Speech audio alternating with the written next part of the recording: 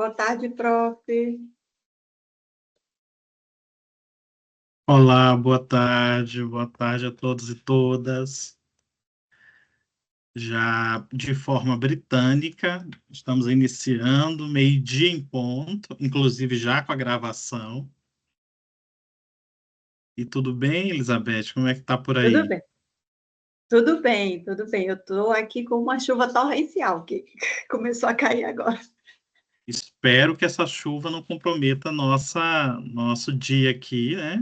E a internet, E a internet, com certeza. Olá, olá. Boa tarde, Boa Márcio. tarde, Márcio. Tudo bom? Boa tarde. Boa tarde, que coisa boa receber vocês aqui. Márcio está chegando agora também. E quem for chegando pode ficar à vontade, que aqui, né, nós temos um ambiente, eu posso dizer assim, que recebe todos e todas da melhor forma possível, né? Até porque eu, como um bom nordestino que sou de São Luís do Maranhão, tenho essa coisa, né, de receber, de oferecer o café, da gente conversando. Ah, com certeza. Aqui é a mesma coisa, viu? Nordeste, ninguém bate nordestino, não. Pois E é, se não aceitar, é desfeita. e é uma conexão Maranhão-Bahia, né, Elizabeth? Com Hoje, certeza. né? Assim, claro que aqui, daqui a pouco, vamos saber outras localidades, né, Márcio? Eu já sou do Rio de Janeiro. Já sou mais babá.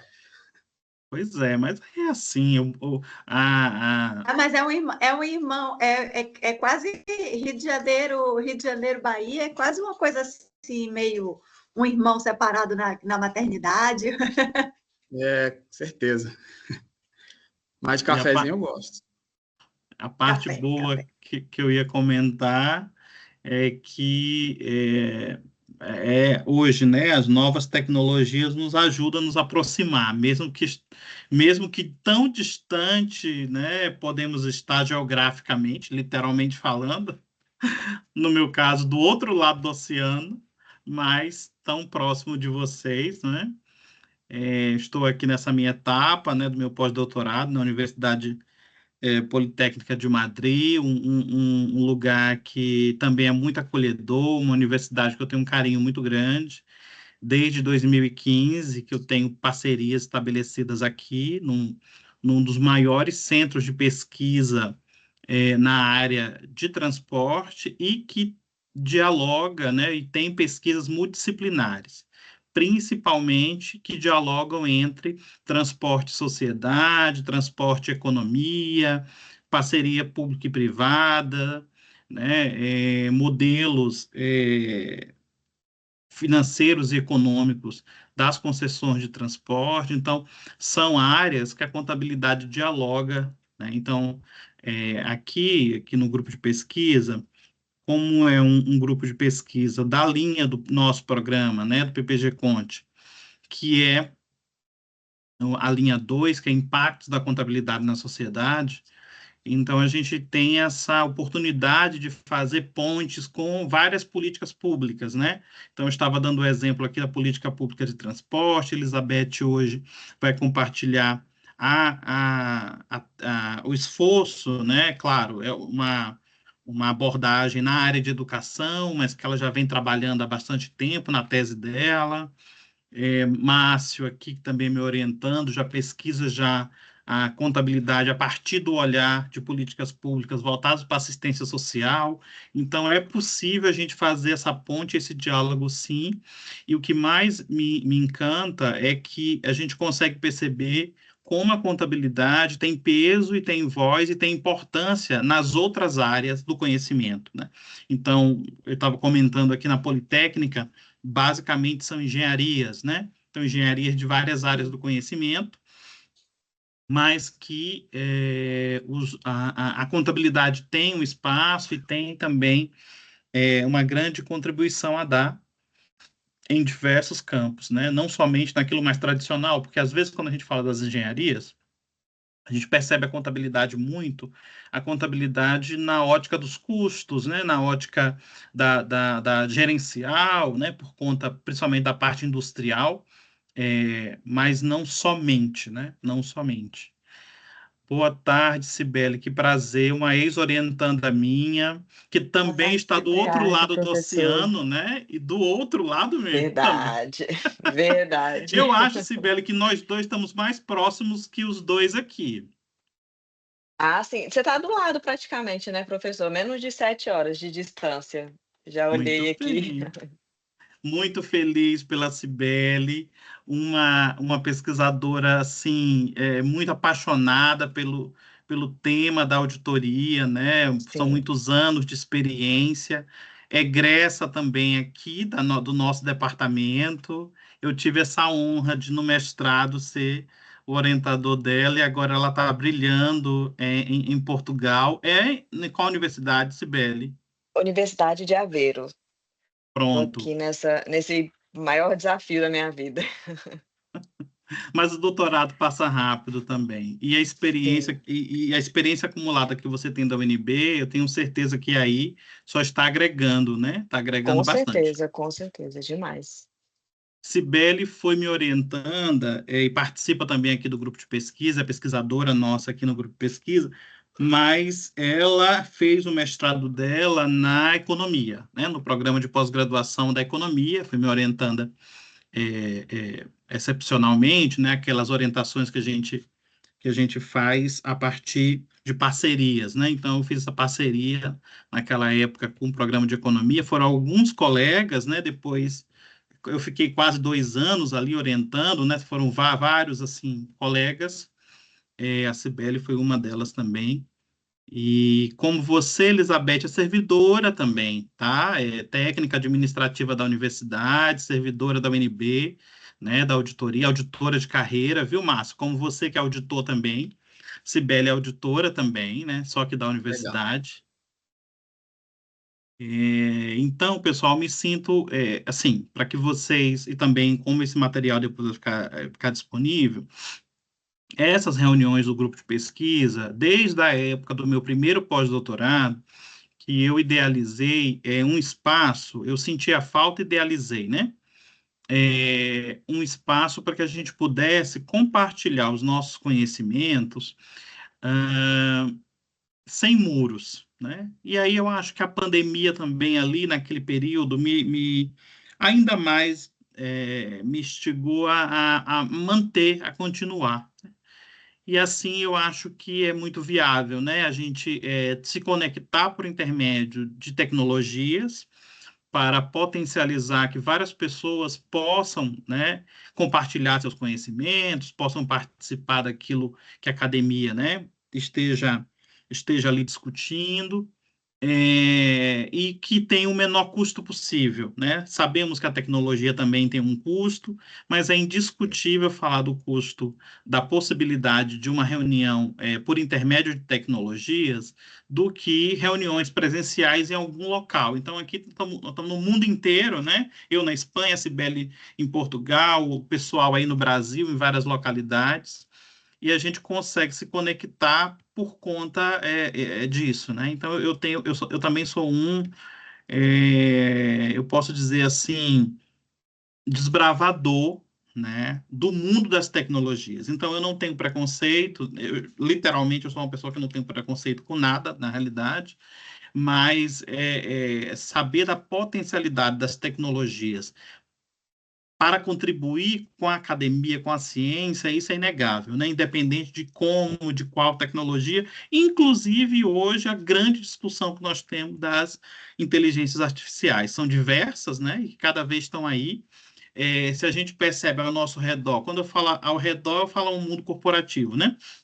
O mundo corporativo ele está absorvendo essas tecnologias a todo momento, né? O mundo corporativo quer verificar como essas novas tecnologias, essas inteligências artificiais, elas podem contribuir para o dinamismo que o mundo corporativo já tem.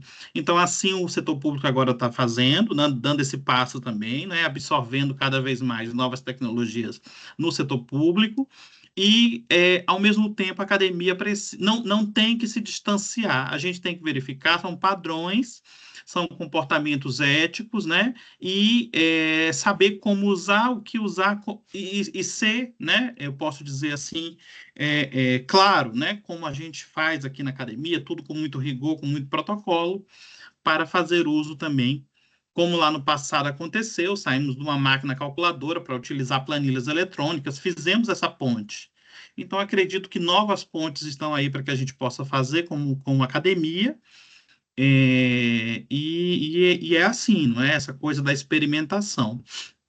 Eu vou abrir aqui alguns minutinhos para que vocês possam ir conversando um pouquinho, se apresentando, enquanto, né, o pessoal que for chegando vai chegando. Daqui a pouco eu acho que Elizabeth deva voltar, porque ela me informou que estava uma chuva forte na localidade dela. Espero que ela consiga voltar aqui rapidamente para que já tenha a palavra, mas acho que a Cibele pode contar um pouco a experiência dela de doutoranda, né? E depois o Márcio falar rapidinho também de como que está a experiência dele no mestrado. Voltei. Caiu a energia. Eita, é assim mesmo, Elizabeth. Só porque falamos, ó, não caiu a internet, quer dizer, por tabela, caiu a internet. Eu tô com a internet do celular roteando aqui no PC, e aí só esperando a banda larga restabelecer. Aí qualquer coisa, se nesse período acontecer de cair de novo, aí vocês já sabem que eu vou fazer essa alternância para o 5G do celular. Tranquilo, tranquilo. Quando, Cibele. quando o senhor Oi. quiser, o senhor só me dá o alô, prof. Como o professor Abimel falou, né, eu sou servidora da UNB de carreira, auditora, fiz o mestrado em economia e passei no processo seletivo, né, para doutorado. Não, confesso que nunca foi um sonho, mas eu aceitei o desafio e, de fato, está sendo muito, muito desafiador, né? Eu fiz o mestrado profissional, e o doutorado aqui é extremamente diferente, né? Eu acredito, até a graduação aqui na Europa é diferente no Brasil. Eu fico vendo o desafio dos meus colegas, né? E o doutorado, então, nem se fala, mas está sendo uma oportunidade enriquecedora, tanto na parte didática, quanto a nível cultural, assim, você conhecer outras pessoas, como eles enxergam tanto a contabilidade como a auditoria, né? Tipo, e por incrível que pareça, a contabilidade, pelo menos aqui em Portugal, ela é muito valorizada, muito, muito mais que no Brasil, assim, né? É impressionante. Mas é isso, está sendo bastante desafiador, principalmente na parte de inteligência artificial que o professor falou. Aqui eu acredito que eles estão bem abertos a isso, né? Mas também é um desafio muito grande, porque muita gente está utilizando como uma muleta, né? Então, assim, é aquele limiar entre você utilizar para te ajudar ou você utilizar para substituir seu cérebro, por assim dizer. Mas está sendo muito, muito bom. Ainda estou bem no início, mas vamos que vai dar certo. Muito bem, Cibele, muito bem. Márcio? Então, boa tarde a todo mundo. Eu sou o Márcio, né? Eu sou servidor aqui também, sou aqui do GDF, né, da carreira de controle interno, e entrei no mestrado ano passado, né? E sou orientando do professor Abimael. O ano passado eu concluí as matérias e esse ano a gente está por conta da dissertação, né? E aí meu projeto de pesquisa está sendo na execução orçamentária e transparência nas parcerias entre as OSCs e o Fundo de Assistência Social aqui no DF, né? Então a gente vai fazer esse estudo para analisar essa execução e a transparência com a prestação de contas dessas organizações sociais, né? E a gente está com um desafio agora aí, que é apresentar esse projeto lá no Congresso da USP, né? No final de julho agora, que foi aprovado o nosso artigo lá. Aí eu vou lá para apresentar, e aí a intenção é, no retorno, finalizar a dissertação para defender. É isso. Muito bem, muito bem. Emily, quer dar uma palavrinha? Lara, Felipe? Boa tarde, boa tarde. Pessoal, tá com saudade.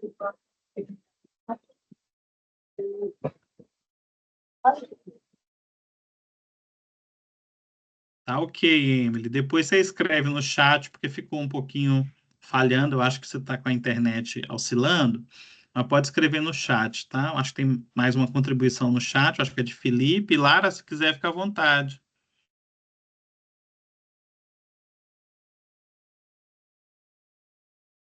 Tá, tudo bem. A Lara está no trabalho também. Está no trabalho também. Então, Elizabeth, eu acho que a gente pode já, né? Já deu um tempinho interessante aqui. Você pode ficar à vontade. Eu vou parar de compartilhar essa tela principal. Você pode. Não sei se você preparou alguma coisa, mas fica à vontade, tá? Eu vou parar de Certinho. compartilhar e você agora pode assumir aí o posto. Prontinho. Deixa eu compartilhar aqui com vocês. Enquanto isso, eu vou dando boa tarde a todos e todas que estão chegando, sinta-se à vontade. É uma reunião aberta, um grupo de pesquisa do Programa de Pós-Graduação em Contabilidade da Universidade de Brasília, o PPG Conte, vinculado ao Departamento de Contabilidade, de Ciências Contábeis e Atuariais, e da nossa faculdade aqui, que é Faculdade de Economia, Administração, Contabilidade e Gestão de Políticas Públicas. Para aqueles que não são de Brasília, né, a Universidade o nosso programa ele oferta tanto mestrado quanto doutorado, e geralmente a cada ano, aí, no segundo semestre, tem o seu edital. Tá? Então, quem puder depois divulgar, não sei se Márcio está aí fácil, divulgar aqui os links, Márcio, do programa, do PPG Conte, coloca aqui no chat para o pessoal. Fica à vontade, Elizabeth. Tá, então só para contextualizar... Vocês conseguem já ver minha tela? Sim. Elizabeth é minha orientanda de doutorado, e durante esse processo todo de orientação, ela está utilizando uma ferramenta para ajudar, né, eu vou dizer assim, na revisão de literatura por intermédio de, eu vou dizer assim, algo que facilite, né, não que seja mais fácil, né, mas que seja um caminho sistematizado. Então, é isso que é a ferramenta que Elizabeth está utilizando, que vai aqui compartilhar com vocês, dialogar com vocês aqui hoje. Fique à vontade, Elizabeth. Boa tarde a todos, boa tarde, colegas. Eu quero só cumprimentar um colega, um grande amigo que chegou, já cumprimentei os demais, o Tiago Sena. O Tiago foi meu colega de mestrado na UFBA. Hoje nós somos colegas de pesquisa, parceiros de pesquisa, colegas na revista de contabilidade da UFBA. Então, quero só agradecer pela presença e dos demais também. Eu vou começar aqui, deixa eu puxar, pronto. Então, Web of Science, revisão da literatura e teoria do enfoque meta-analítico consolidado, TEMAC. E aí nós fizemos uma aplicação prática como a primeira produção da tese. A nossa agenda, então, a gente inicia aqui com revisão da literatura como ferramenta na pesquisa científica. Deixa eu só confirmar com vocês se as telas estão avançando, que às vezes trava. Estão? Ótimo. Depois, o que é a TEMAC, né? Conceitos e aplicações. Aí a gente parte para a aplicação prática dessa ferramenta, que foi na literatura em eficiência na educação superior. Alguns insights e direcionamentos dessa aplicação e as considerações finais.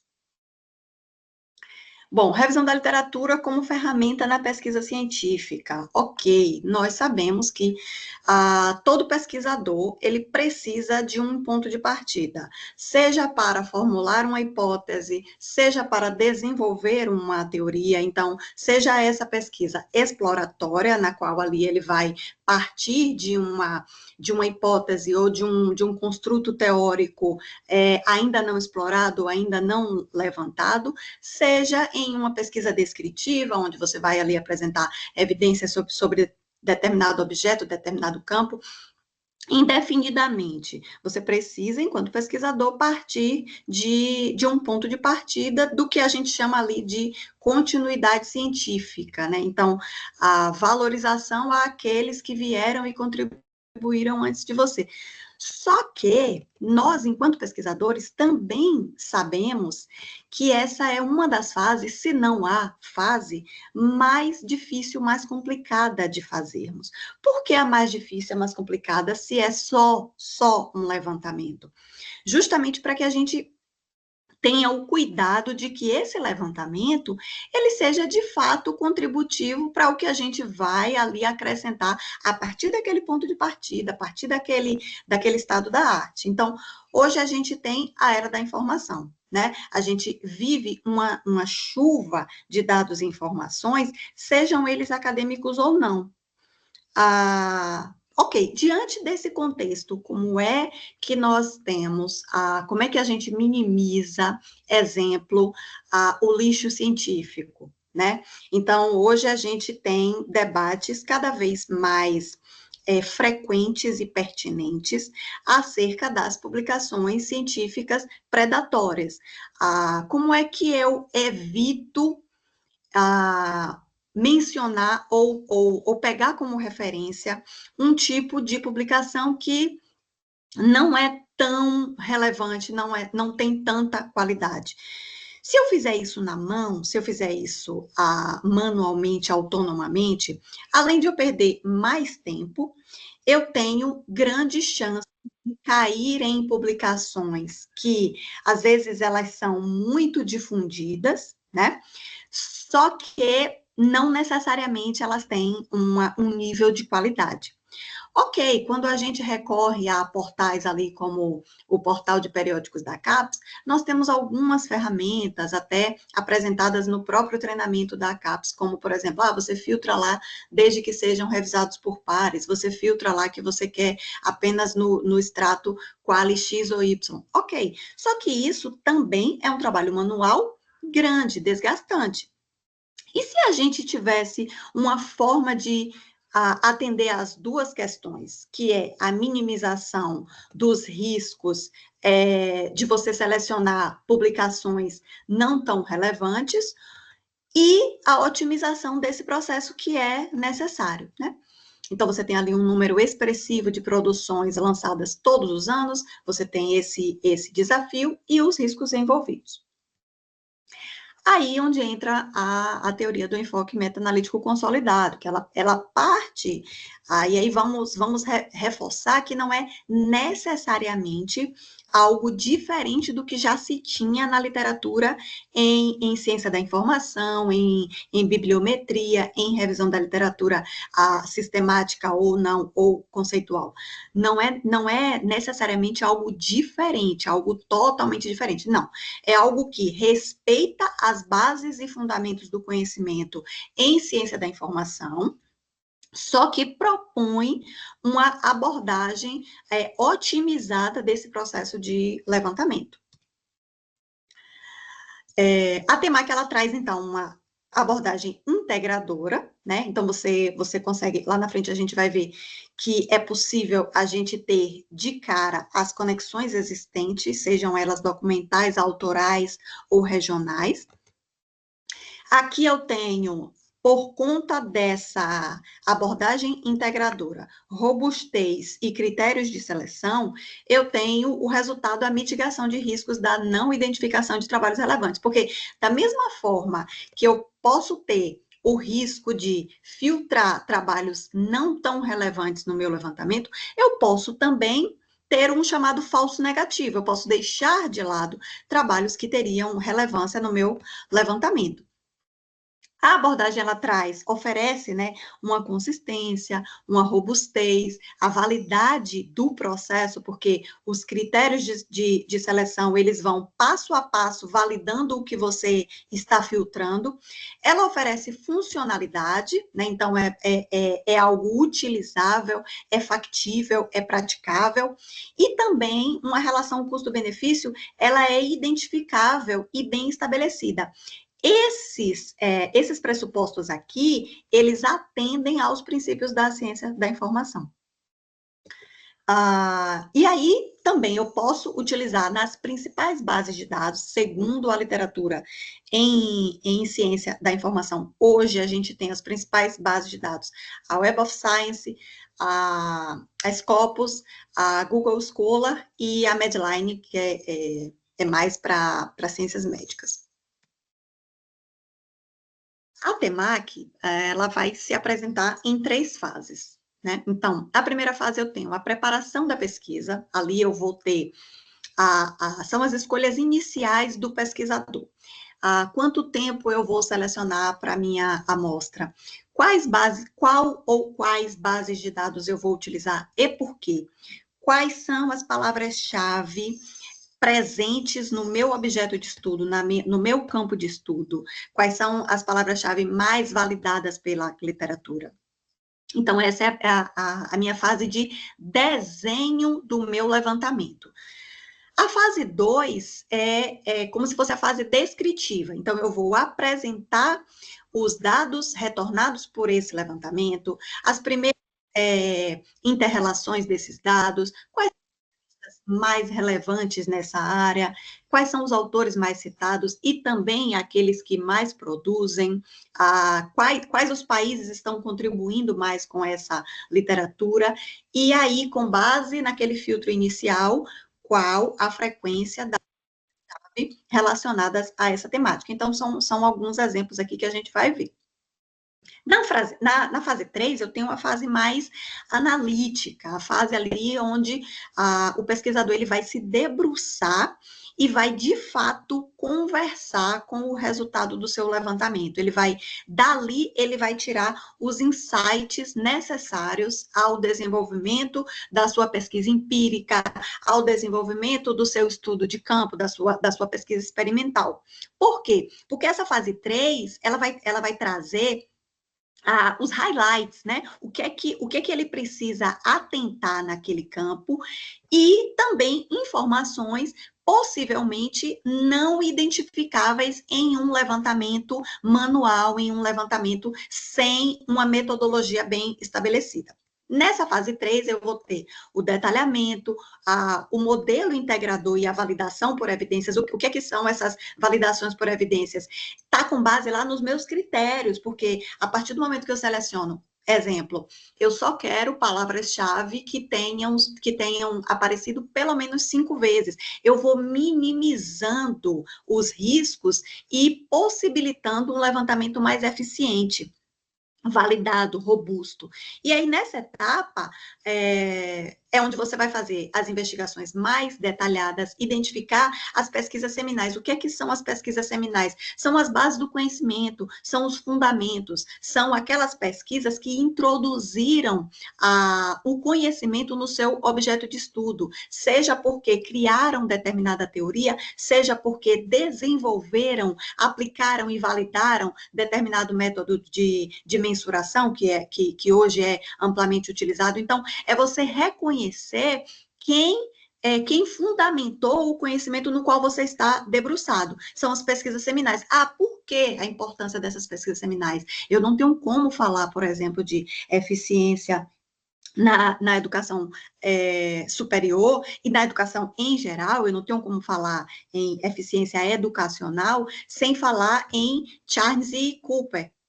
Eu não tenho como falar em eficiência sem falar sobre Tommaso Agassiz, um italiano. Então, com isso, eu evito a gafe acadêmica de não reconhecer quem deu as bases daquele conhecimento. As frentes de pesquisa. O que são as frentes de pesquisa? Olha, dado o estado da arte, o que se está pesquisando agora? O que está em tendência? Então, qual que é a crista da onda na minha área? Quais os campos que eu posso explorar? E aí, com isso, eu identifico oportunidades de pesquisa, eu identifico lacunas de pesquisa. A conexão entre os autores, né? Autores e países, e aí a gente vai ter aquela interregionalidade, por exemplo, e o nível de vínculo entre eles, cocitação, colaboração, etc. Ok, então a gente tendo bem definido a ferramenta da TEMAC, a gente vai fazer uma aplicação prática na literatura em eficiência na educação superior. Mas por que educação superior? Quando a gente buscou responder a essa pergunta, né? Como é que se desenvolveu a literatura em eficiência na educação superior nas últimas 3 décadas? Aqui o corte temporal foi de aproximadamente 35 anos. Mas a pergunta é, por que eficiência, primeiro, e por que educação superior? Nós temos mundialmente reconhecido pela OCDE uma considerável expansão do acesso ao ensino superior, ou seja, o aumento pela demanda em qualificação no ensino superior, que é muito bem fundamentada, muito bem justificada pela literatura em economia da educação, o recorte ali da teoria do capital intelectual com Schutz. Então, a gente tem essa expansão, esse boom, a partir da década de 90, muito influenciado por políticas, exigências, estabelecimento de metas, tem muita influência, por exemplo, do Banco Mundial, né, essa reforma do ensino superior ali, a partir da década de 90. Temos nesse processo o desafio em equalizar, né? Então, ali, em triangular isso, porque eu tenho escassez de recursos, isso é comum em todo lugar do mundo, seja desenvolvido ou não, eu tenho o aumento da demanda e eu tenho a necessidade de manter a qualidade. Como é que eu consigo triangular isso? E as mudanças no mundo do trabalho e expectativas com essa formação que vem agora. A colega mencionou a questão da IA, da inteligência artificial. Então, como é que eu faço hoje para minimizar esse uso da IA como mera muleta, ou simplesmente terceirizar para a IA um trabalho que deveria ser meu. Então, assim, se você usa a IA para te ajudar na tradução de um texto, olha, eu gostaria de um texto em mandarim, mas eu não falo mandarim nem para tentar traduzir algo, né? Eu não digo nem o inglês, porque aí a maioria de nós aqui, obrigatoriamente ou não, a gente precisa ter uma familiaridade com o inglês, mas digamos assim, mandarim, então, eu não sei nenhum ponto de partida. Ok, eu posso utilizar ali a IA como acadêmico, enfim, para me ajudar na tradução desse texto, posso pedir a IA que me ajude na coesão de um texto, mas a partir do momento que eu, enquanto profissional formado, peço para a IA pensar por mim, a gente entra naquele problema que a colega Cibele citou anteriormente. Só que isso faz parte da realidade do mundo do trabalho. Hoje, nós não temos como negar o avanço, a existência da IA. Ok, como é que a academia, como é que a formação consegue atuar nisso? Então, a gente tem essas dificuldades. Curiosamente ou não, quando eu estou falando desses fatores, eu tenho um alerta para quem? Para a contabilidade. A contabilidade hoje é uma das áreas que mais reflete toda essa problemática que a gente viu acima. Se a gente estiver falando em nível de Brasil, a Cibele citou a valorização da profissão contábil na Europa, especialmente o caso prático de Portugal.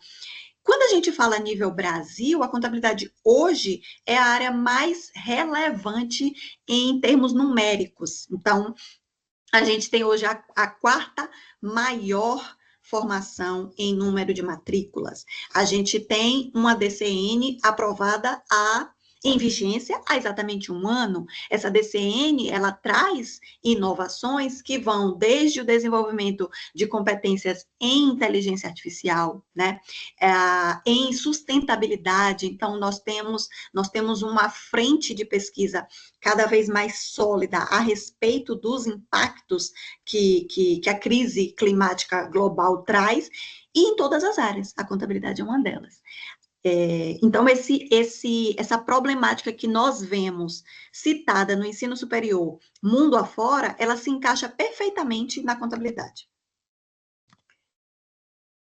E aí, o que é eficiência, né? Então, eficiência educacional. A eficiência, ela vem, assim como muitos outros conceitos em negócios, vem da era industrial, vem ali do período, durante, e especialmente o período pós-guerra, E eficiência é o quê? É entregar o máximo, né? Então, é você ter o máximo de entregas ou com os mesmos insumos, ou você manter as mesmas entregas, minimizando os insumos. É você ter ali a chamada situação ótima. E a ineficiência, ela tem um preço. Então, esse preço é o baixo desempenho acadêmico, né? Seja porque a entrega desses produtos ela não está se refletindo na vida dos estudantes. Isso também influencia em baixos índices de PIB e PIB per capita, então isso mexe diretamente na riqueza do país. Nós voltamos lá para a teoria do capital humano, para a economia da educação. E eu tenho também baixos níveis ali de desenvolvimento econômico e tecnológico por questões óbvias. Como é que eu mensuro a eficiência? Em educação, especialmente, a gente vai ter uma predominância do método DEA, que é o método de análise envoltória de dados. Então, basicamente, eu tenho a seleção das unidades de tomada de decisão, tá? E aí pode ser cursos de graduação, pode ser programas de pós-graduação, pode ser instituições, cidades, países, enfim. A partir disso, eu tenho um benchmark. Então, primeiro, eu não necessariamente meço a eficiência de todas as unidades. O que é que eu faço? Eu meço o nível de ineficiência das demais unidades de decisão a partir de um benchmarking daquela unidade que atingiu a situação ótima. Então, a partir dela, eu digo quem está em níveis de ineficiência, e não o contrário. E aí, dado essa contextualização, a gente entra aqui na fase 1 da TEMAC, que é a preparação da pesquisa. A título de curiosidade, esse foi o código inicial utilizado na estratégia de busca da Web of Science, e aí vocês vão ver aqui, entre aspas, os principais termos utilizados. Isso está dentro daquelas escolhas do pesquisador. Então, se eu tenho um conhecimento da minha área, se eu já fiz as leituras, já passei pelo meu campo de conhecimento, eu sei, por exemplo, que eu preciso selecionar expressões como higher education, data development, college, bachelor, graduate, academy. Então, eu preciso desses termos para minimizar, lembrando lá os meus falsos positivos, os meus falsos negativos, porque, afinal de contas, a ferramenta ela não trabalha sozinha. Então, aqui é onde entra a inteligência do pesquisador. Nessa fase 1, então, a gente teve aqui qual que foi o corte temporal? 35 anos, né, de 1990 até abril de 2025. Por que 1990? A gente vai ver todas as revisões de literatura em eficiência feitas até hoje, apontam não apenas no ensino superior, né, especialmente o ensino superior, a gente vai ver que o nível de publicações ele começou a aumentar a partir da segunda metade dos anos 2000, mas a literatura em eficiência, em geral, ela começa a se desenvolver muito a partir da década de 90. E as revisões de literatura que cobriram aí períodos de 40, 50 anos, mas que se dedicaram à educação em geral, vão apontar que os últimos 10 anos respondem por mais de 50% de toda a produção. Então, esse corte temporal, ele foi estratégico. Qual que foi a base de dados? O Web of Science. Nessa seleção inicial, naquele código que nós vimos antes, retornou 1.547 publicações. Aí a gente entrou num segundo filtro. Qual que foi esse segundo filtro? É o filtro de área, que na Web of Science aparece como Web of Science Categories, que aí a gente selecionou das categorias. Então, eu fui filtrando categoria por categoria, para identificar se havia alguma publicação em educação naquela categoria, em educação superior, naquela categoria, a fim de que ela não fosse excluída de forma errônea. No fim disso, nós tivemos essas categorias aqui, ó. Economia, pesquisa em economia educacional, negócios e finanças, educação e administração pública. porque foram as únicas categorias inseridas então, desses 1.547 trabalhos resultados, a gente chegou num filtro após a categorização de 636 publicações. Ok, só que mesmo usando uma ferramenta robusta, a gente, como pesquisador, entra na inevitável checagem manual. Essa checagem manual, a partir da leitura dos títulos e resumos, houve a exclusão de 55 pesquisas. Que pesquisas foram essas?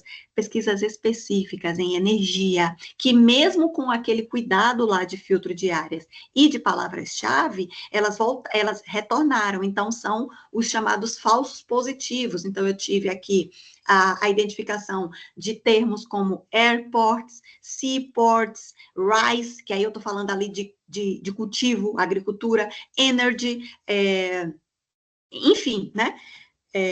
Petróleo e gás, que a gente teve bastante, healthy, né? Saúde. Pronto, a partir disso, eu tenho 581 publicações exclusivamente sobre o ensino superior para serem analisadas. A justificativa lá do corte temporal, a gente tem aqui um levantamento feito pelo Marau em 2023, de toda a literatura em eficiência na educação, em todos os níveis. Então, você vê que a gente tem um pico aqui, as publicações, elas começam efetivamente a partir ali da década de 90, né, com um pico expressivo após a segunda metade dos anos 2000, e uma curiosidade aqui é com relação ao pico de citações, que é a linha pontilhada. Então, eu tenho, na década de 90, um pico médio de citações. Por quê? Porque eu tenho poucas publicações. Naturalmente, vai aumentando as publicações e essas citações elas vão sendo pulverizadas. Aqui, aí, a nossa fase 2, então, é a apresentação e inter-relação desses dados. Temos algumas sinalizações na fase 1. Então, a taxa média anual de crescimento de 90 a 2025 é de 7%, sendo que nos últimos 15 anos eu tenho 80% dos trabalhos publicados ali. Isso, consequentemente, explica o resultado da idade média dessas publicações, que é de 8,4 anos. A média de autores por trabalho, 2,5, sinaliza ali muito poucos trabalhos produzidos em autoria singular. 17% de todas as publicações é fruto de alguma parceria, seja ela autoral, institucional. Foram analisadas 324 fontes de publicação, predominantemente periódicos, mas a gente teve conferências internacionais também. E dessas 581 publicações, apenas 8 são revisões de literatura e nenhuma dedicada exclusivamente ao ensino superior. Esse é o gráfico do nosso resultado, tanto de publicações quanto de citações. Então, a gente vê aqui picos, né? 2006 começa ali o crescimento que se mantém relativamente estável até 2016, a gente tem um pico em 2017, outro pico em 2023, um pico de citações a gente vai ter em 2024, né? O aumento de pesquisas ali, a partir de 2020, ele foi muito influenciado pelo cenário pandêmico. Hoje, nós temos um volume de publicações em análise de eficiência educacional relacionados ao efeito da pandemia mundial muito grande, então isso justifica esse pico em 2020. Com relação à produção mundial, então a gente vê quais são os países que estão contribuindo mais com essa literatura, onde é que está mais concentrado esse corpo de pesquisa. No azul mais forte, inevitavelmente, a China, né? Então, a China aqui, ela tem, tanto quando eu considero pesquisas singulares, ou seja, né, autores que estão linkados apenas lá com a China, quanto quando eu considero múltiplas pesquisas multi-country, né, multi-country, autores que escrevem em parceria e um está vinculado à China, o outro vinculado ao Brasil, por exemplo. Independentemente do critério de seleção, a China, ela além de aparecer em primeiro lugar, a distância dela para o segundo colocado, que é Estados Unidos, é de 100%. Então, ela tem por questões óbvias de volume, uma participação muito grande nesse campo. Em segundo lugar, eu tenho os Estados Unidos ali com uma tonalidade um pouquinho mais clara, né? Então, os territórios ali dos Estados Unidos, composto também pelo Alasca, ali na ponta, estão em segundo lugar. A curiosidade aqui é a presença do Brasil, é a representatividade do Brasil nisso. Repare que os círculos pequenininhos ali, eu vou ter Itália, República Tcheca, Reino Unido e Espanha. Todos com a mesma tonalidade, estão numa média ali de 40 publicações, 30, 40 publicações nesse período. Agora, olha a tonalidade do Brasil, que ela é muito próxima. Hoje o Brasil é o quarto lugar, né? Então, assim, ele está na frente, inclusive, de alguns países da Europa. A tonalidade é muito próxima. O Brasil hoje ele conta com quando eu estou falando de multipublicações, ele conta com 66 publicações. Quando eu estou falando de publicações singulares, ele conta com 29. E Austrália, né? Então, a gente tem uma curiosidade nesse mapa, porque a gente vai ter ali representação americana, né? América em geral, Europa, Ásia e Oceania, como os maiores produtores. Qual a produção desses países ao longo do tempo? Outra curiosidade, e aqui o Brasil se destaca muito. Por quê? A linha laranja é do Brasil. Quando eu estou falando de 2014, 10 anos atrás apenas, até início de 2025, o Brasil teve um aumento de 6.500%. Então, quando eu falo de aumento relativo de publicação, o Brasil ele está disparadamente. Não estamos falando aqui de aumento absoluto, óbvio. A China, por exemplo, que hoje é a maior contribuidora, deu branco, ela tem um aumento relativo de 250% nesse mesmo período de 10 anos, enquanto o Brasil tem 6.500%. Isso aqui a gente, né? Enfim, aqui é só reforçando o que a gente já tinha falado. Idioma, outra curiosidade. Apesar do filtro prever publicações em inglês, né, pela própria seleção das palavras-chave, o Brasil apareceu em segundo lugar, o segundo idioma. Então, eu tenho, nessa amostra, publicações escritas exclusivamente na língua inglesa, que foram traduzidas, ok, mas língua inglesa, o quê? Língua portuguesa, eu tenho 16 publicações. Os periódicos mais influentes, então, eu tenho o Socioeconomic Planning Sciences, com 37 publicações, e, em segundo lugar, a revista Economics of Education Review. Em revisões de literatura de outros níveis da educação, esse número ele é invertido. A Economics of Education Review, ela aparece na frente. Então, por que é importante o uso dessa ferramenta para o pesquisador? Porque se você estiver fazendo uma pesquisa de ensino superior, com esse dado aqui, você não necessariamente vai submeter para Economics Education Review, você vai submeter para Social Planning. Por quê? Porque tem muito mais chance dela aceitar o seu trabalho. Possivelmente a outra aceita mais trabalhos na educação básica. Quem são os autores, né, que mais publicam, os autores mais produtivos? É o Tommaso Agassiz, em todos os levantamentos, independentemente do nível. O Agassiz, ele é uma referência mundial hoje em eficiência na educação em geral. Então, você vê que ele está com mais do que o dobro do segundo colocado, que é o John Jones, também é uma grande referência em eficiência em geral, não só em educação, tá? Mas o Agassiz, ele veio ganhando um destaque muito grande e também um destaque nas parcerias. Ele hoje é um dos autores que mais publica com brasileiros, por exemplo.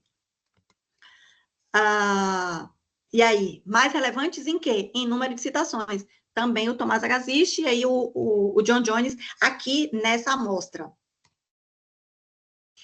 Quais são as publicações mais citadas mundialmente? Eu tenho uma publicação de 2018, é uma revisão de literatura, que cobriu 40 anos, então ela cobriu de 78 ali até 2022, mais ou menos, E essa publicação, ela, apesar de ser de 2018, ela é disparada em número de citações, ela já conta até a data desse levantamento com 655 citações.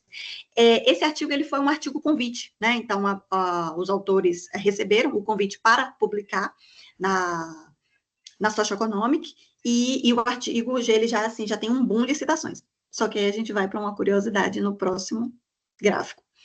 Nessa amostra, nas 581, esse trabalho, ele aparece, você vê que ele nem está entre os 10 primeiros. A título de informação, o número de citações que ele tem é 12. Então, veja que o cenário, ele diferencia de acordo com o seu ponto de vista. Se eu estiver falando em trabalhos mundialmente, em citações mundialmente, aquela revisão da literatura de 2018, ela está disparada. Se eu estou falando desses trabalhos filtrados apenas em eficiência da educação superior, esse trabalho, ele tem apenas 12 citações, ele nem aparece aqui entre os primeiros. Quem é o trabalho mais citado? É um trabalho que analisa um cenário específico, que é o cenário da Austrália. Então, é um trabalho empírico que analisa a eficiência na educação em um país específico, mas ele traz insights no seguinte: ele faz comparações do que foi achado no cenário desse país, que é a Austrália, com o resto do globo. Então, é um trabalho de extrema relevância, produzido ali no início dos anos 2000, e que aqui aparece como o mais citado. As palavras-chave, tanto as mais frequentes, quanto a sua concorrência. Para que isso serve? Para o seu filtro de levantamento da sua área, obviamente. Então, eu tenho aqui Data Envelopment Analysis como a maior, eficiência também, elas dividem ali, as duas têm a diferença entre um ponto só, entre as duas.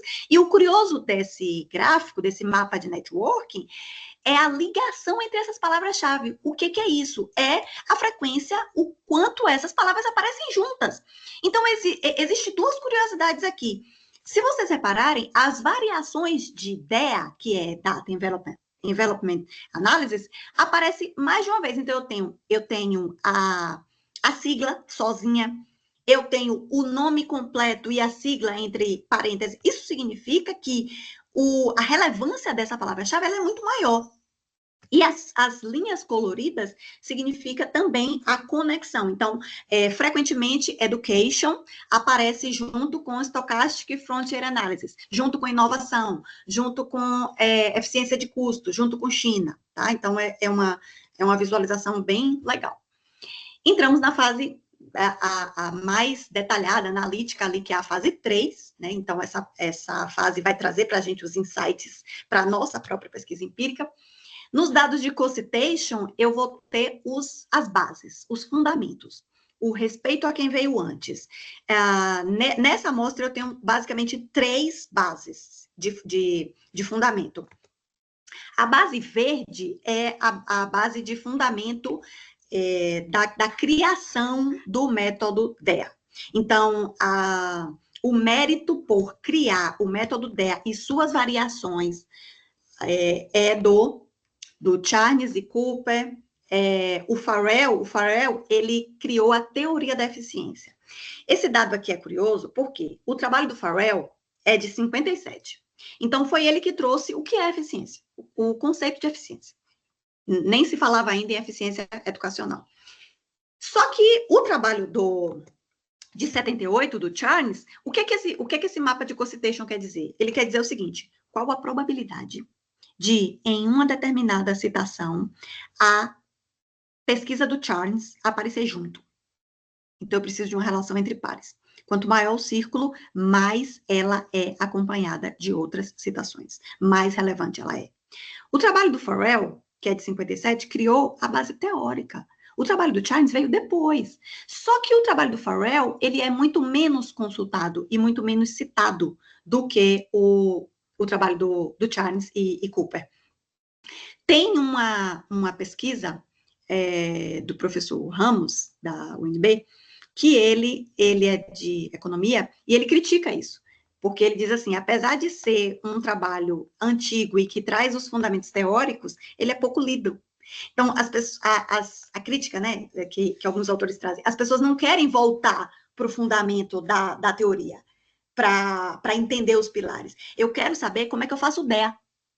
Eu quero ir para o método, eu quero ir para a ferramenta e não para o fundamento. Então, é uma crítica muito válida.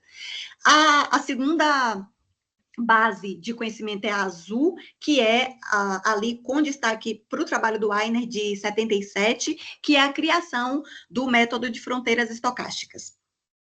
E a terceira base, que é a vermelha, com a pesquisa de 2003 do Abbott, é sobre pesquisas empíricas. Então, quais são os fundamentos da pesquisa empírica? É o que traz aqui. O mapa de networking para coautoria. A Gazish aparece disparado como o pesquisador que mais tem parcerias ao longo do mundo, né? Pelo mundo. Coautoria entre países. Quem está publicando com quem? Olha o Brasil, publicando em maior parte com Portugal e Espanha, né? Nossa conversa mais cedo. Mas aí a gente tem ali China publicando muito, mas muito mesmo com os Estados Unidos, Malásia, Taiwan, Coreia do Sul, Itália ali muito com Rússia, um pouco também com Espanha, com Inglaterra. Então, essas linhas coloridas trazem uma visão bem legal para a gente. Uma das partes mais importantes da fase 3 é o acoplamento bibliográfico. O que é isso? Primeiro que a literatura recomenda que eu pegue apenas os 3 últimos anos. Por quê? Porque isso vai me indicar a crista da onda, as frentes da pesquisa. Em vermelho, basicamente pesquisa sobre inovação e empreendedorismo, né? Então, o software, ele clusteriza para você. E aí a gente vai, na leitura manual, identificando quais são essas pesquisas. O cluster 2, em verde, ele trata basicamente de eficiência governamental, escolhas de gastos públicos. O cluster 3, que acabou de travar, o cluster 3, azul, são pesquisas concentradas em regiões subdesenvolvidas ou regiões pobres. Eu vou ter ali pesquisa sobre a Nigéria, Brasil.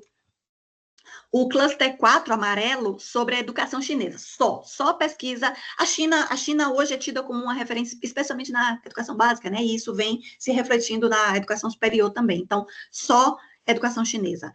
Lilás, o cluster 5, ali com a pesquisa do Lean 2023, regiões desenvolvidas da Europa. Então, as regiões ricas, como é que elas lidam num cenário de escassez de recursos?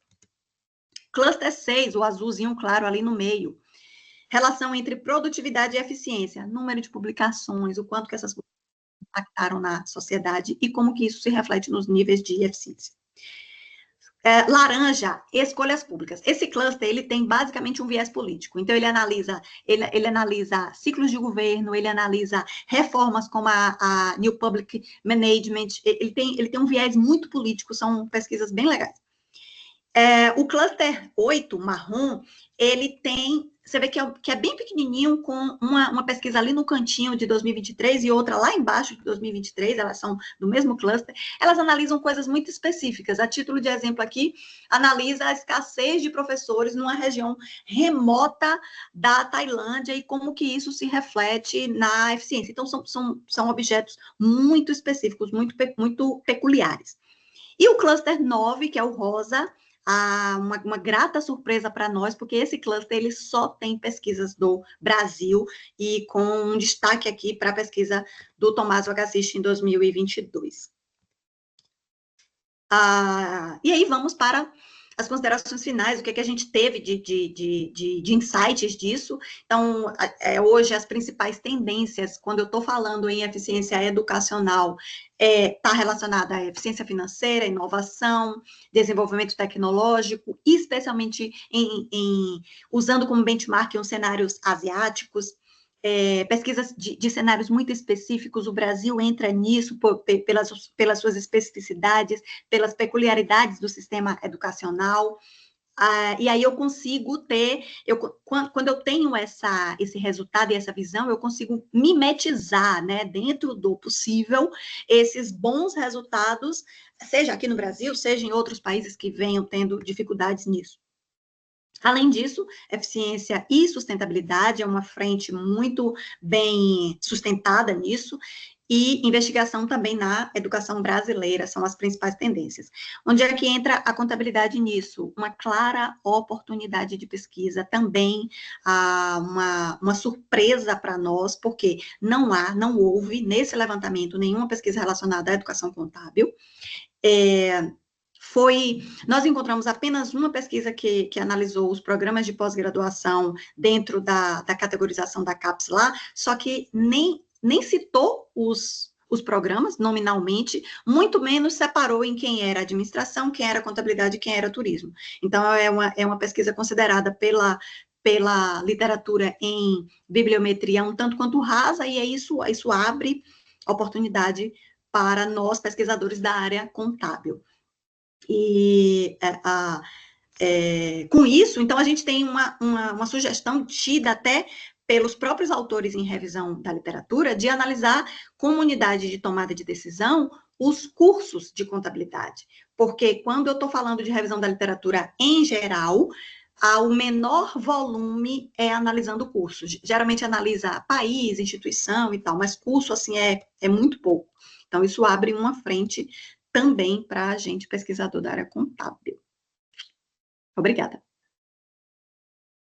Muito bem, Elizabeth. Eu acho que você, em pouquíssimo tempo, conseguiu, de forma muito tranquila, muito didática, demonstrar o poder do uso de ferramentas que ajudam nessa etapa crucial de qualquer pesquisa, que é você literalmente mergulhar no fenômeno, né?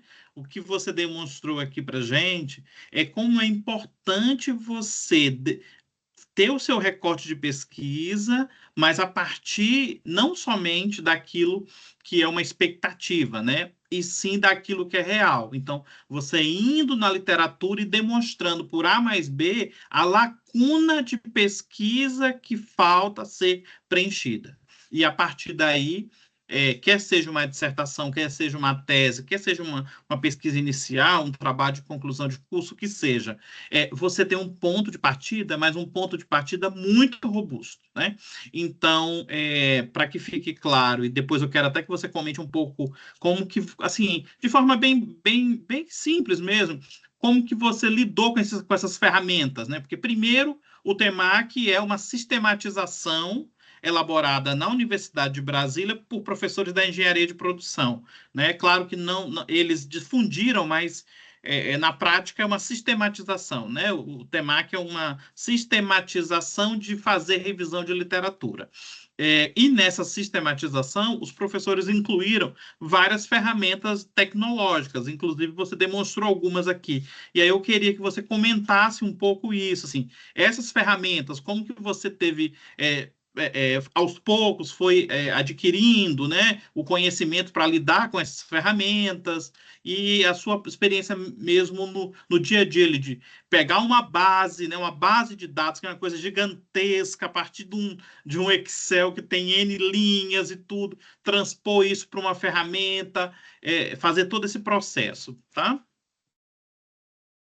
Pronto, claro, eu até peço desculpas por isso, porque a gente fica tão inserido no negócio que a gente esquece de falar. Às vezes você pensa que é óbvio, mas não é. Então, de fato, muito obrigada pela lembrança, prof. Perfeito.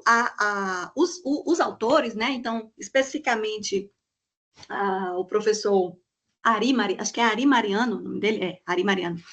Ele usa basicamente o VozViewer, né? O VozViewer é um software gratuito, né?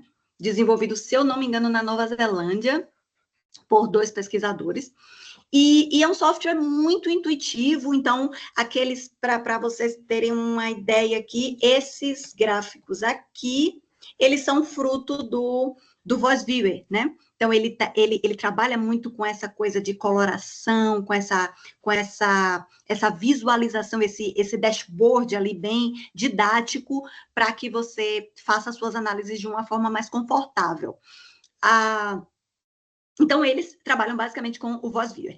Para o desenvolvimento dessa aplicação prática, eu optei por usar não apenas o Voice Viewer, mas também o R, né? O pacote Bibliometrix do R. E aconteceu uma coisa curiosa que eu queria compartilhar com vocês, um aviso, assim, eu sou meio estranha, e às vezes, quando eu tenho um resultado de uma coisa, eu fico incomodada em só reportar aquele resultado. Então, eu fico assim, meu Deus do céu, qual é a lógica por trás disso aqui? Aí, eu costumo ler o manual dos softwares, né?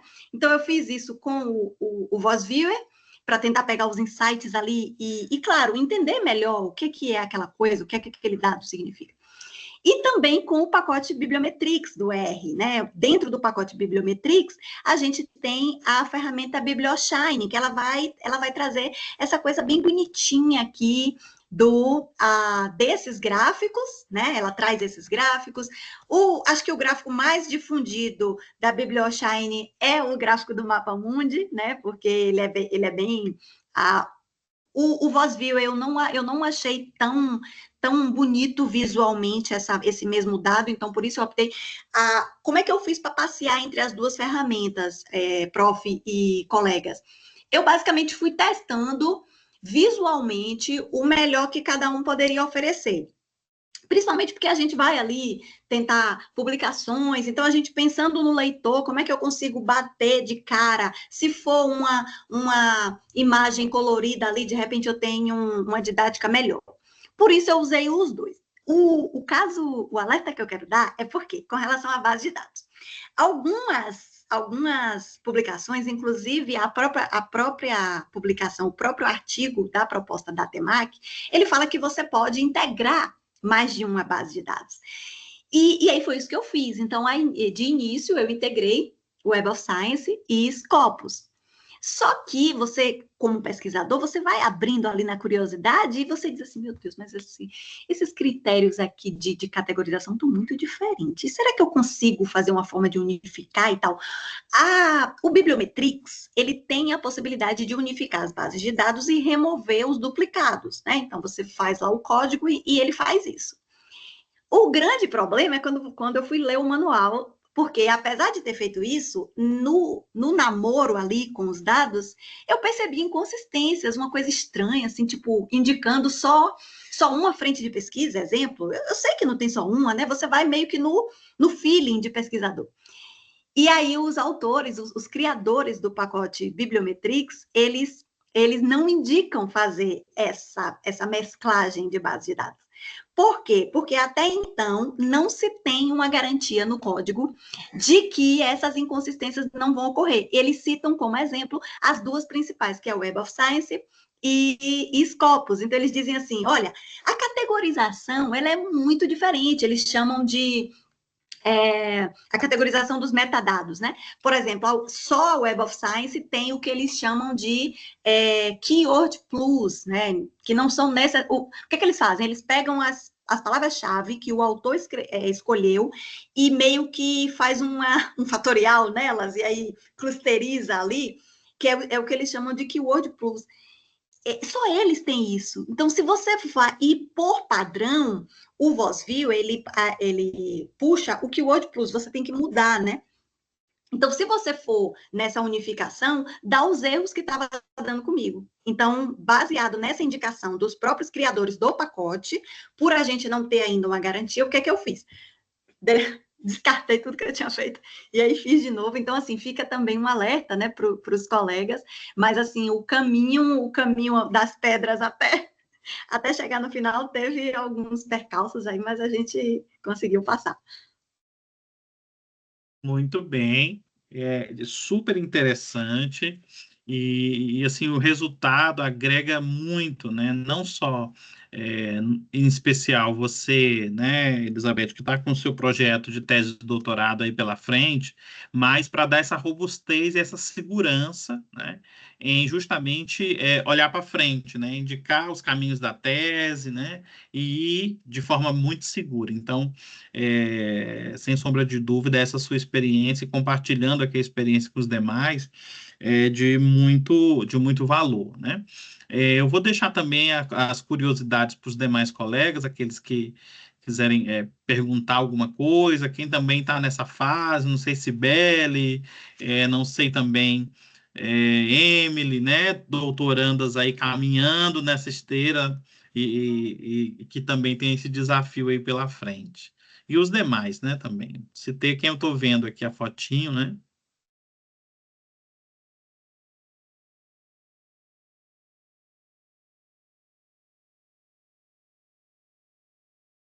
Josi, pode falar, minha linda.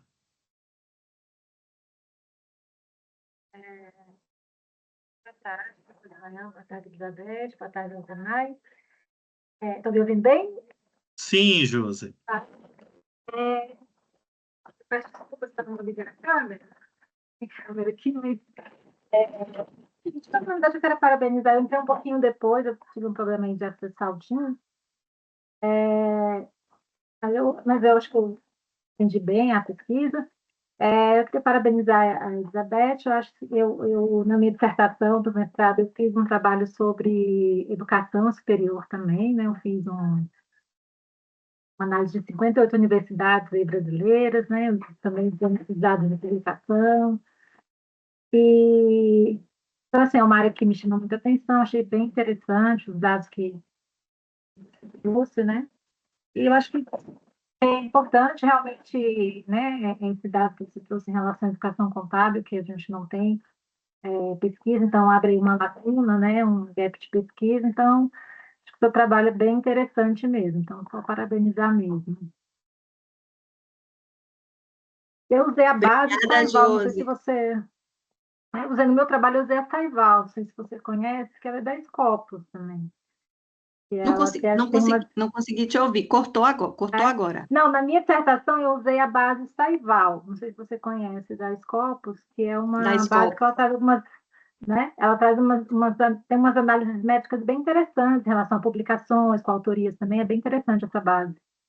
Então, ela me ajudou muito na minha dissertação. E parabenizar, Elizabeth. Parabéns. Obrigada.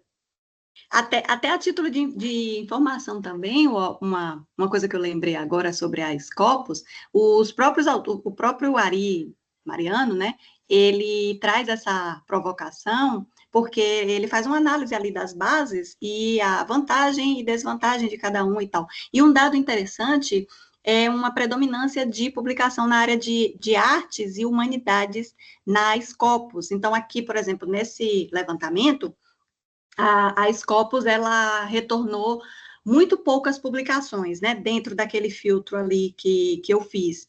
A predominância mesmo, ela foi na Web of Science. Então, é legal até a gente ter esse contato, essa discussão, né, como a Josi falou, conhecer outras bases e tudo, porque você vai tendo esses insights. Olha, se eu tiver pesquisando a área médica, onde é que eu consigo ter mais? Se eu sou ali da área de artes, né? Onde é que eu consigo ter mais um repositório maior de dados? Então, essa fase, assim, ela é cansativa, às vezes, por vezes mais longa do que a gente gostaria que fosse, às vezes a gente quer logo meter mão no negócio lá para fazer o artigo empírico, mas é muito importante mesmo. Obrigada, Josi.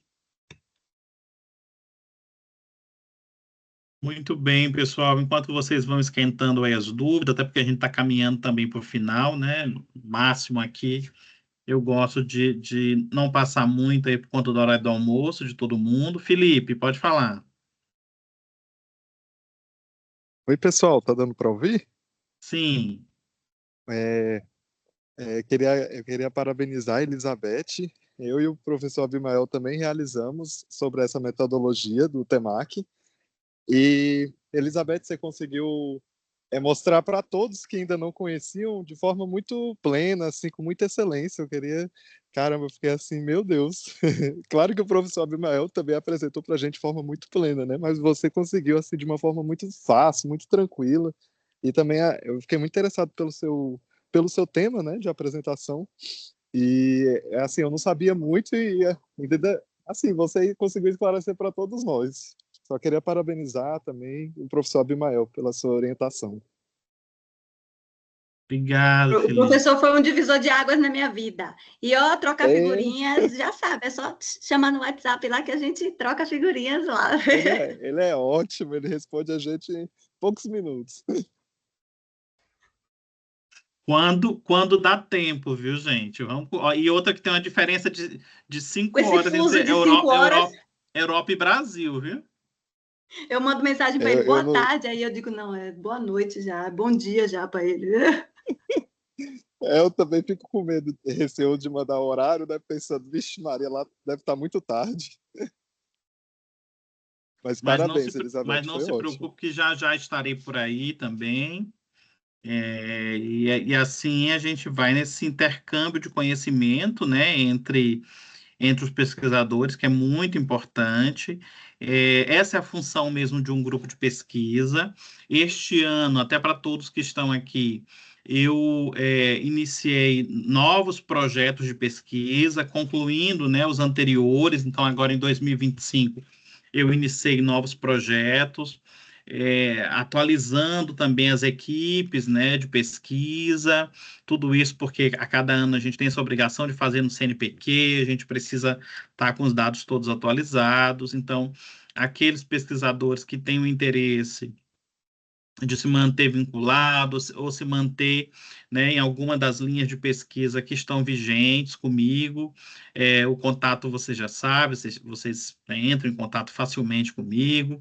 Nós vamos ter, na próxima semana, uma outra reunião do grupo de pesquisa, porém, uma reunião com uma ponte internacional, que é uma parceria que eu iniciei aqui em Madrid, né, com a Universidade Autônoma de Madrid, em parceria também com a Politécnica de Madrid, parcerias público-privadas, tá, para pesquisa, desenvolvimento e inovação, com um olhar, eu vou chamar assim, uma ponte entre contabilidade, direito e regulação, com a professora que é da Colômbia, e a professora Cielo ficou muito tempo aqui com a gente, trabalhou, agora ela basicamente voltou para a Colômbia, né, já está para defender, no caso, o doutorado dela, né, ela está concluindo o doutorado, concluiu o doutorado aqui, já entregou a tese, voltou só vai voltar na data da defesa, no caso, depositou, né, foi para a Colômbia e vai voltar aqui para a data da defesa, mas é uma parceira que agora está agregando também conosco aqui no grupo de pesquisa, quer se vincular ao grupo de pesquisa, e ao mesmo tempo também as parcerias do grupo de pesquisa com a própria Colômbia, né? Então, neste caso específico, a rede na Colômbia se amplia, né? Se junta essa rede que eu venho estabelecendo aqui na Europa também, com parceria tanto em Portugal quanto na Alemanha, e assim a gente vai indo, né? E aos poucos, aqueles alunos que têm interesse, os pesquisadores que têm interesse, sabem que a gente desenvolvendo pesquisas, participando de editais, de convocação de projetos, né? Então, tudo isso faz que essa rede e que o grupo de pesquisa ele vai ganhando corpo, vai aumentando e vai oportunizando para aqueles que têm intenção de seguir contribuindo na academia, sempre um espaço, né? Então, o grupo de pesquisa aqui é isso, é um local onde vários pesquisadores com vários interesses se conectam. Nós sabemos que atualmente, né, as nossas agências de pesquisa têm provocado a academia a contribuir com N temáticas. Aqui já foi dito no início algumas, né, até a própria Elizabeth, quando comentou a grande transformação que temos hoje na área contábil, a partir da DCN, né, que é a Diretriz Curricular Nacional, dos cursos de graduação e, nesse caso específico, da graduação em contabilidade. E essas pesquisas, assim, e cada vez mais essas pesquisas têm que dar resposta a essa necessidade, né? Qual a necessidade? A sociedade está em constante transformação, uma transformação agora muito forte da consciência, como aqui foi dito, da questão da sustentabilidade, mas é uma sustentabilidade que tem, eu posso dizer assim, múltiplos olhares, né? Tem a sustentabilidade do olhar ambiental, tem a sustentabilidade financeira dos países, da nação, né? Dos estados, né? Tem N sustentabilidades. E que é um nosso desafio. Então, a título de exemplo, no caso da região, das regiões do país, o CNPq, a CAPES, tem publicado alguns editais, até mesmo incentivando mais pesquisas na própria região norte, na Amazônia Legal, né, onde essas regiões possam ter o apoio de incentivo à pesquisa, mas ao mesmo tempo também que temas e temáticas se voltem para eles, né? Porque o grande bolo da pesquisa no nosso país está na região Sudeste e Sul. Tanto está nas temáticas quanto nos pesquisadores. Então, boa parte, né, da nossa academia mesmo, ela está hoje concentrada. Se a gente olha qualquer recorte, né, se a gente olhar as estatísticas do CNPq, se a gente olhar as estatísticas da CAPES, a gente vai verificar regionalmente, Sul e Sudeste, né? O Centro-Oeste cresce, mas ainda não olhando para todo o Brasil, óbvio, é muito maior que o Norte, né? Mas, de certa forma, em alguns momentos até perde do Nordeste. O Nordeste, dependendo da temática, dependendo do que a gente for pesquisar, hoje é uma área extremamente, eu posso dizer assim, forte na pesquisa em muitas áreas científicas, né? Mas olhando para o Brasil, o Norte carece muito, né? E aqui vocês sabem que eu tenho, desde o momento do início do grupo de pesquisa, esse apelo pela região Norte, né? De contribuição pela região Norte. Então, o programa de pós-graduação, o nosso departamento claro, eu liderei esse projeto, agora está indo para a segunda etapa, que é um curso de especialização em contabilidade e finanças públicas municipais, que as vagas e a CAPES aprovou o fomento para os polos na Amazônia Legal. Então, basicamente, são 3 estados da Amazônia Legal, e esse curso de especialização, ele conta geralmente com os tutores, boa parte deles, nossos alunos aqui do mestrado, doutorado, servidores, né, diversos, né, porque é aberto para qualquer um que queira se inscrever, mas geralmente na seleção, pelo menos na última foi assim, boa parte dos candidatos eram candidatos contadores, claro, da área, né, com formação em contabilidade, claro, mas muitos também vinculados ao programa de pós-graduação, ou servidores da universidade também e outros, né? Mas o que eu quero comentar é que o grupo de pesquisa ele tem esse intuito de potencializar não somente individualmente, que cada um possa crescer, né? Quem está na graduação possa ir para o mestrado, quem está no mestrado possa ir para o doutorado, quem está no doutorado já comece a pensar num pós-doutorado ou comece a pensar numa pesquisa individual, né? Para que concorra a um edital, mas também que a gente dê a nossa contribuição social, que é isso que eu estava comentando, esse contexto do edital da CAPES para especialização. É uma política pública para que possa contribuir com os contadores municipais dessa região, aonde é muito difícil a formação na área governamental, né? Onde a gente tem uma carência grande de profissionais e de professores e pesquisadores que estudam, né, que se dedicam à área governamental. Então, é essa contribuição que nós vamos ter aí no segundo semestre. Eu vou estar coordenando, liderando, né, essa equipe para essa oferta do novo curso. Alguns aqui de vocês talvez conheçam, já ouviram aqui nas publicações e tudo mais. Muitos de vocês aqui estão participando de submissão para congressos, outros estão com submissão para periódicos. Então, a cada ano a gente tem dado uma boa contribuição falando do grupo de pesquisa. Outra coisa é a atualização do nosso site, né? Então, a própria Universidade de Brasília, ela está atualizando todos os sites da universidade para uma nova ferramenta mais moderna. Então, o nosso site do grupo de pesquisa vai estar passando por essa modernização. Acredito que no segundo semestre nós já vamos ter um novo site. E com isso, claro, né, com isso colocar ali, né, atualizar todos os pesquisadores, né, baseado no que está cadastrado ali no CNPq. E com isso a gente vai caminhando. Eu acho que os meus informes mais gerais eram esses, porque a fome daqui a pouco está batendo em todos nós, né? E a gente precisa comer. Então, eu quero mais uma vez agradecer, dizer para a Elizabeth como foi importante a contribuição dela, tá? Em compartilhar um pouco do quanto ela está trilhando, né? Nessa caminhada do doutorado, e que um doutorado é isso, né? Aquilo que você puder, e não somente descobrindo, mas também compartilhando, é extremamente relevante, tá, Elizabeth? É verdade. Eu queria só fazer um comentário, prof. Além de cumprimentar as colegas que eu não tinha visto antes, a Gabriela, a Magna, a Denisleia, também cumprimentar a Ana Beatriz, uma amiga e parceira, também parceira na revista da UFBA, e a Ana é pesquisadora da área pública, né? A Ana é doutoranda na FUCAP, o Tiago, meu amigo, também é doutorando na UFPE, então a gente tem aí essa interconexão aí de 3 regiões discutindo juntos, né? A gente dialoga bastante ali sobre pesquisa e sobre outros aspectos envolvidos, então isso enriquece demais, porque cada um está numa visão, né, regional.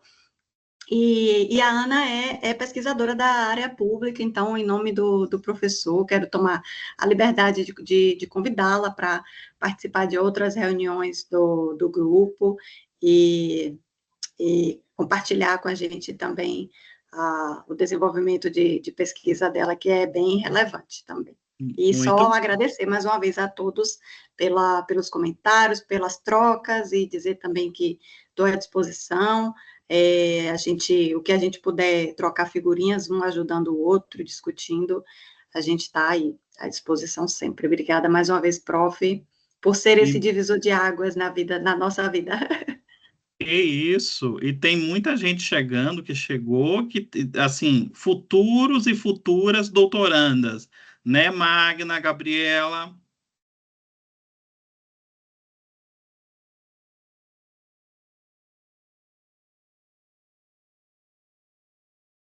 Estão falando aqui, podem A intenção falar, é essa, né? A intenção é essa, né, professor? Vamos ver se a gente consegue chegar lá. Estamos finalizando nosso mestrado também, mas parabéns pela apresentação, viu? Muito interessante o tema. Parabéns. Obrigada. Vamos todo mundo junto. Daqui a pouquinho eu tenho uma entrevista para o doutorado, viu, professor Abimael? E o interessante é porque meu pré-projeto é Governança Sustentável nas Universidades Públicas Federais, um caminho para a excelência em gestão e impacto social. Então, acaba que tem tudo a ver com a sua apresentação e com tudo que está sendo dito aqui. Então, eu fico muito satisfeita em estar dentro do grupo de pesquisa, né, e saber que a gente está indo realmente num caminho convergente de todo mundo. Que bom, que bom. E antecipadamente nossas boas energias na entrevista. Com certeza, Gabriela tem muito a contribuir, porque vocês, servidores, a Gabriela também é servidora, a Magna também, inclusive hoje chefe de gabinete, né, a Magna. Ela ficou aqui quietinha, não quis se apresentar, mas é uma autoridade dentro da Universidade de Brasília, que trabalha muito pela universidade. Gabriela e Elizabeth, vocês como servidoras também da universidade, têm muito a contribuir para essa visão, que eu vou dizer assim, do dia a dia, né? Porque às vezes, dependendo da pesquisa, a gente percebe uma contribuição do cientista que está ali, né? Mas quando o cientista ele também faz parte da comunidade acadêmica, o olhar e a forma de tratar, quer seja os achados, dados, né? Eu até ali lidar, né, com as situações, você percebe que é uma pesquisa muito próxima, né? Então, vocês com essa experiência do dia a dia de gestão da universidade, vocês têm muito a contribuir, casando, né, a academia e o dia a dia na universidade, tá? Então, eu estou aqui muito feliz pelas conquistas, né, Muitas aqui já estiveram em vários patamares, vamos chamar assim, né? Então, espero que as novas doutorandas apareçam para se apresentar aqui no grupo enquanto antes, para a gente ir só engordando aqui e, ao mesmo tempo, se apoiando, né? Porque o intuito é esse também, né, Gabi? Com certeza, professor, com certeza. Estaremos aqui juntos caminhando. Josi já está no doutorado, está toda feliz aí, né? Estava no mestrado aqui no ano passado. Emily também estava no mestrado. Oi, Josi. Não, estou no doutorado, professor, também. Estou lá. Tá. Assim, eu peguei 3 disciplinas, foi um pouquinho apertado, mas estamos caminhando. Tá sim, dá tudo certo. O Emily, eu acho que não está conseguindo Vai falar, dar mas está certo. escrevendo aqui no chat. Pessoal, assim, o microfone está aberto para as considerações finais, aqueles ou aquelas que desejarem acrescentar mais alguma coisa. Parabenizar também meus alunos de PIBIC que estão por aqui também, a Lara, né, que inclusive agora concluiu o PIBIC dela, já enviou o artigo dela para congresso, uma pesquisadora em formação eu tenho certeza que, querendo continuar na academia, vai ter um espaço garantido, porque já tem dado uma contribuição, né? Porque a gente, às vezes, olha a experiência dos alunos de PIBIC, mas a dedicação é tão quanta, né? E a contribuição, em muitos casos, é tão quanto uma pesquisa, independente de nível. Porque a pessoa, assim, o aluno, né, o cientista, se apaixona pelo tema e se dedica, né, e faz uma entrega, dá uma contribuição grande também para a sociedade. Eu acho que a Lara também não deve estar podendo falar, mas está aqui relatando com isso. Eu vou encerrar e convidá-los e convidá-las para a próxima semana, meio-dia, a nossa reunião, a primeira reunião internacional que vai conectar vai conectar Bogotá, várias universidades da Colômbia, né, já estão convidadas, aqui em Madrid também, e no Brasil. Então, semana que vem, na sexta-feira, meio-dia, teremos aqui essa apresentação que é uma discussão entre a tese da professora Cielo e a minha pesquisa de pós-doutorado. Então, a gente está fazendo esse bate-bola e ela vem aqui no grupo de pesquisa para contribuir com a gente também e aqui agregar aqui também que ela quer fazer parte do grupo de pesquisa e a gente trabalhar em conjunto Colômbia, Brasil e Madrid e Espanha, né? Tá? Muito bom, muito bom. Já divulgando para os amigos. Então tá bom. Até mais, bom almoço para vocês, Obrigada, gente. gente, mais uma vez. Um cheiro. Bom São João! Até mais, tudo de bom.